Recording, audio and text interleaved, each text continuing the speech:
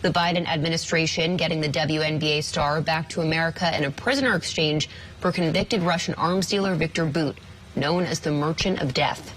Griner was arrested at an airport in Russia back in February, just days before the country invaded Ukraine. Authorities claim she had vape canisters with cannabis oil in her luggage before she was given a 9-year prison sentence. The U.S. considered Griner wrongfully detained. Newsy White House correspondent Kellen Howell joins us live tonight. Kellen, the Biden administration just brought an American home, but not without some criticism, it seems.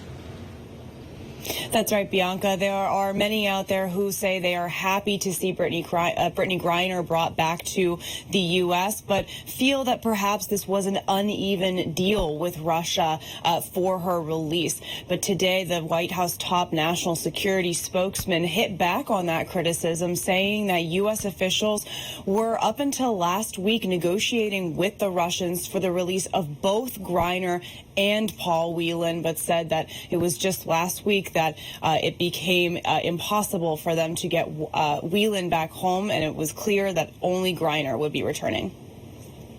The White House top spokesman for national security on Sunday hit back on criticism over the prisoner swap that led to the release of American professional basketball player Brittney Griner from a Russian prison, but not former Marine Paul Whelan, who is still detained. They weren't in the room. They weren't on the phone. They weren't watching the incredible effort and determination by Mr. Carson's and his team to try to get both Paul and Brittney out together. I mean, in a negotiation, you do what you can. You do as much as you can. You push and you push and you push. And we did. Kirby said the Russian government viewed Whelan, who has been held for 4 years on espionage charges, more seriously than Griner, making it impossible for the U.S. to secure his release during this negotiation. They treat Paul differently, Shannon, because of these sham espionage charges. He is put in a special category by the Russians. And try as we might, and believe me, Shannon, we did, right up until the very end, we were making efforts to try to get both of them out. There was just no way to get there. The Kremlin requested the release of former Russian Colonel Vadim Krazikov, who is serving a life sentence in Germany for murder, in exchange for Whelan.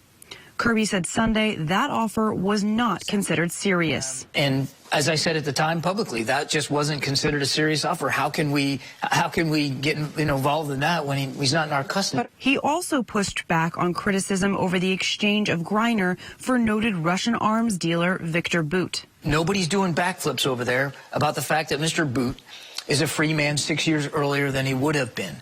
But we're going to protect our national security. And if Mr. Bout decides to go back to his previous line of work, then we're going to do what we need to do to hold him accountable and to protect our interests. The White House special presidential envoy for hostage affairs on Sunday detailed Griner's first moments of freedom on her flight back to the United States, saying after 10 months in prison, she was eager to talk to other people. When she finally got onto the U.S. plane, I said, Brittney, you must have been through a lot over the last 10 months.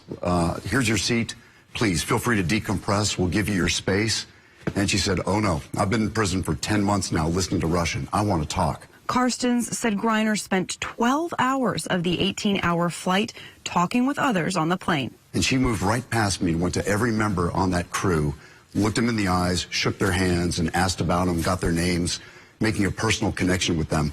It was really amazing. Bianca, officials said that today Griner was going through a full mental and physical health evaluation at a medical facility, an Army medical facility in San Antonio, Texas.